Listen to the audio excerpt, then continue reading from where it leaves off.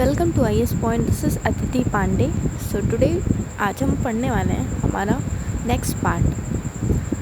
Voice थोड़ी सी ख़राब आ सकती है आज क्योंकि गला थोड़ा ख़राब है। So I am really sorry for that. Okay, but मैं कोशिश करूँगी कि आप लोगों को कोई दिक्कत ना हो, वीडियो में कोई भी प्रॉब्लम ना आए।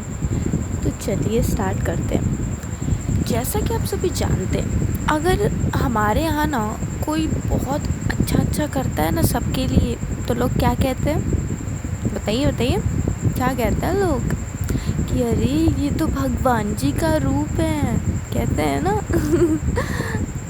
I mean it's not funny. हम बहुत इज़्ज़त देते हैं, बहुत अच्छी बात है ये, लेकिन कभी कभार वो इज़्ज़त ना उस आदमी के लिए हार्मफुल होने लग जाती है। अब जैसे कोई अच्छा खासा इंसानों की ज़िंदगी जी रहा है, हम कह दें नहीं वो तो भगवान है, अब सब उन्हें भगवान मान बैठे, तो ये थोड़ा सा वियर्ड है। ऐसा नहीं करना चाहिए। आई थिंक हम ही लोगों की वजह से इतने सारे जो बाबा ये लोग हैं अभी भी इस दुनिया में। अगर आप भगवान को मानते हैं तो सिर्फ भगवान को मानिए ना, फिर आप इंसानों में कहाँ चले आए? आप जिस भी भगवान को मानते हैं उन्हें मानिए। हमें ना प्रेजेंस चाहिए होती है, पता नहीं क्यों। भगवान है तो फिर हमारे साथ बैठे रहें, हमारे साथ। तो अगर प्रेजेंस चाहिए तो फिर आई थिंक अगर आप किसी से सबूत मांग रहे हैं हर एक चीज़ का, तो फिर वो कहाँ से बिलीव हुआ ना? बिलीव मतलब तो यही होता है ना कि अगर वो इंसान आपके सामने ना भी हो, अगर वो आपके सामने बिल्कुल ना रहें, आप तब भी उन्हें इमेजिन करके आप पूरी लाइफ रह लें उनके साथ, ठीक है? तो बिलीव तो यही होता है ना। What about believe? अगर विश्वास की बात करें तो विश्वास क्या है? विश्वास तो यही तो है ना कि आपने किसी को देखा तक नहीं है, लेकिन आप उन पर ट्रस्ट करते हैं, आप अपनी सारी बातें उनसे बताते हैं, आप अपनी सारी प्रॉब्लम्स उनसे शेयर करते हैं, भले ही किसी और से ना करें। सो आप उनसे अपनी चीज़ें शेयर करते हैं, दैट इज़ बिलीफ। अगर आप खुद उनसे ही मांगने लगेंगे सबूत की, नहीं अगर आप हैं तो हमारे सामने आइए, हमारे साथ बैठिए, हमारे साथ चलिए, अरे हमको इतने सारे लोगों का ख्याल रखना है, एक ही पृथ्वी तो है नहीं। तो ऐसे में आप इतना सारा एक्सपेक्टेशन करोगे तो ये तो गलत हो जाएगा। तो जैसा कि हमारा पॉइंट क्या था आज का, कि जो भी हमारे लिए अच्छा करता है हम उसे भगवान समझ लेते हैं। तो ऑब्वियसली इसमें भी कुछ ऐसी कहानियाँ दी हुई हैं साइड में जो ये बताएंगी कि गांधी जी भगवान थे, ठीक है? तो ये मैं पर्सनली नहीं कह रही, कहानियाँ इसमें लिखी हुई हैं। गोरखपुर के गांव में किसानों ने शराब पीना छोड़ने का निश्चय किया, ठीक है? फिर एक व्यक्ति अपने निश्चय पे कायम नहीं रहा, तो क्या हुआ? जब वो शराब की दुकान को तलाश रहा था तो अचानक रोड़ों की बारिश होने लगी। ये रोड़े क्या होता है? I don't know. अगर आपको पता है तो आप कमेंट सेक्शन में बताइएगा। मतलब कोड़े तो मुझे पता है, रोड़े क्या होते हैं। तो इसकी बारिश होने लगी। सो जैसे ही उसने गांधी जी का नाम लिया तो ये जो बारिश थी ये बंद हो गई। आई थिंक पत्थर बोले जाते हैं उनके रोड़ों को, उनकी बारिश होने लगी। उन्होंने जैसे ही गांधी जी का नाम लिया ये बंद हो गई। ढेर सारी ऐसी कहानियाँ प्रचलित हो गई उसके बाद, ठीक है? और जैसे कि आप जानते हैं कि उन्होंने अपील की थी कि हमें चरखे पे डिपेंड हो जाना चाहिए। अपना जो जीवन शैली है, उनका एक स्लोगन भी है, simple living and high thinking. आपने सुना होगा, मतलब सादा जीवन और उच्च विचार। तो बिल्कुल वैसे ही हमें अपना जीवन सादा रखना चाहिए। सादा अर्थात है कि बहुत ज़्यादा, जैसे कुछ लोगों को एक्सपेक्टेशंस होती है ना कि नहीं हमें ये इतना सारा चीज़ खाना चाहिए, तो वैसा नहीं होना चाहिए। थोड़ा सिंपल लिविंग। वैसे यूपीएससी एस्पिरेंट तो वैसे भी सिंपल लिविंग ही करते हैं। वो एक ही तरह का खाना 20 to 50 डेज़ तक खाते हैं और ऐसे ही रहते हैं। इवन जो हॉस्टल्स में रहते हैं वो भी, जो घर पे रहते हैं वो भी। आगे चलते हैं। नमक सत्याग्रह, नज़दीक से एक नज़र।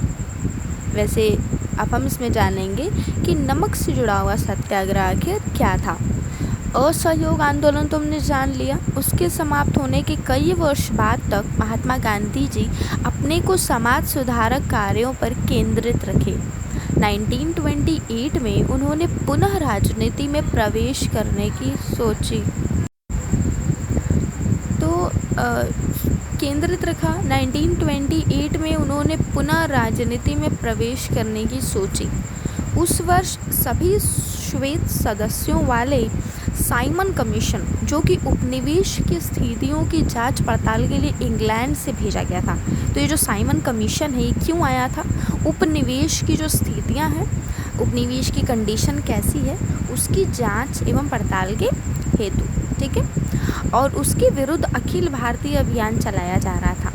गांधी जी ने स्वयं इस आंदोलन में भाग नहीं लिया था, पर उन्होंने उस आंदोलन को अपना आशीर्वाद दिया था तथा इसी वर्ष बारदौली में होने वाले किसान सत्याग्रह के साथ भी उन्होंने ऐसा ही किया था।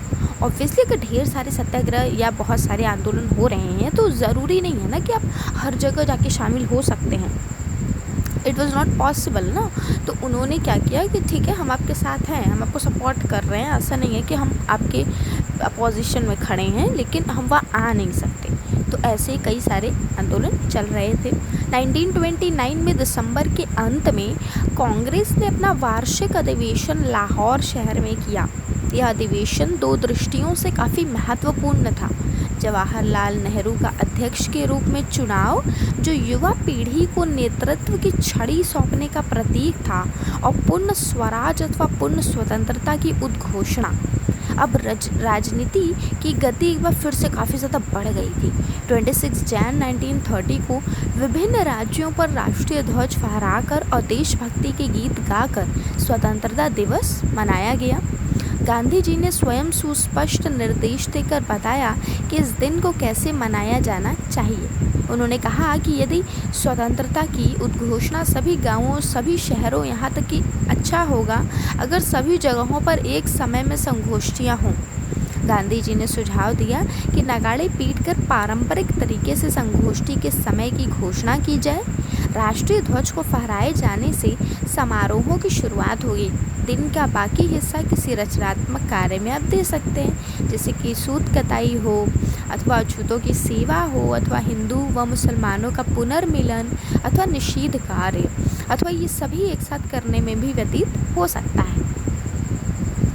तो मतलब क्या है ना कि गांधी जी जैसे, अगर आप बहुत गांधी जी ऐसे ही, आपने देखा होगा कुछ ह्यूमंस होते हैं जो चीज़ें कही गई हैं अगर आपको लाइफ अच्छी जीनी है तो, कि आपको स्टेबल रहना चाहिए एट एवरी सिचुएशन, चाहे वो बहुत ज़्यादा एडवर्स सिचुएशन हो, यानी वो दुख की घड़ी हो, या तो फिर बहुत ज़्यादा वो आपके फेवर में हो वो सिचुएशन, बहुत ज़्यादा ऐसे खुशी की घड़ी हो। तो ऐसे नहीं कि खुशी की घड़ी है तो बस उछल ही रहे हैं पूरे दिन, दुख की घड़ी है तो बस रो ही रहे हैं पूरे दिन, नॉट एट ऑल। बिल्कुल दोनों ही स्थितियों में सामान्य होना चाहिए। अब मान लीजिए कोई दुख की घड़ी है भी तो पढ़ाई तो करनी ही है, करेंगे ही आप। ऐसा तो नहीं है कि रोते रहने से कुछ हो जाने वाला है। बहुत ज़्यादा सुख की घड़ी है तो अच्छी बात है, खुशी की बात है, आपने विश कर दिया, दैट इज़ इट, ओके। आप सेलिब्रेट कर लीजिए एक आध घंटे निकाल के। 24 घंटे में से 1 घंटे बहुत होते हैं, बट पूरा 24 का 24 घंटा ऐसे नाचते रहना ये तो पॉसिबल है नहीं। तो वो इसी तरीके से थे, वो हर सिचुएशन में सामान्य रहते थे। आपने देखा होगा कहीं भी जीत हुई, जो भी जीत हुई वो सामान्य बने रहे हैं हर सिचुएशन में। अगर आपने पढ़ा है उनके बारे में तो आप ये पाएंगे। एक एक लाइन पढ़ाने का यही मतलब है कि आपको सब कुछ समझाया जा सके, ओके। अगर आपको अच्छा नहीं लग रहा है एक एक लाइन पढ़ना तो बता सकते हैं, बट रेस्ट ओनली 3 चैप्टर्स बचे हैं इस 12th में। सो मैं चाहती हूँ कि अच्छे से आप लोगों को पढ़ा दूँ, बिकॉज ये 12th की एनसीईआरटी काफ़ी इंपॉर्टेंट होती है एज़ यू नो। दांडी, तो दांडी क्या होती है ये जानते हैं? स्वतंत्रता दिवस मनाए जाने के तुरंत बाद महात्मा गांधी ने घोषणा की कि वे ब्रिटिश भारत के सर्वाधिक घृणित कानून में से एक, जिसने नमक उत्पादन और विक्रय पर राज्य को एकाधिकार दे दिया है, को तोड़ने के लिए एक यात्रा का नेतृत्व करेंगे। नमक एकाधिकार के जिस मुद्दे का उन्होंने चयन किया था वह गांधी जी की कुशल समझदारी का एक अन्य उदाहरण था। उस टाइम पे क्या था ना कि आप तो जानते ही हैं कि प्रत्येक भारतीय के घर में नमक वॉज वेरी इसेंशियल। मतलब किसी भी खाने के लिए अगर आप सिंपल भोजन भी बना खिचड़ी बना रहे हैं तो नमक तो डालेंगे ना एटलीस्ट।